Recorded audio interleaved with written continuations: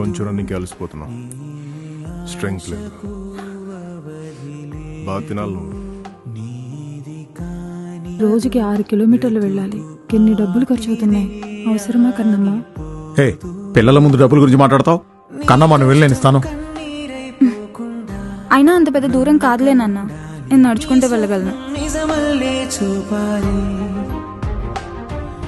నువ్వు వెళ్ళేదారంతా ముళ్ళున్నా నీ దరి చేరాలి. ఓటమే తరుంచేలా సాయంగా నీ సైన్యంగా చెయ్యందించే వెలుగే రానుంది కదా. ధైర్యంగా అడుగే ఇంకా నీ కై నిలిచే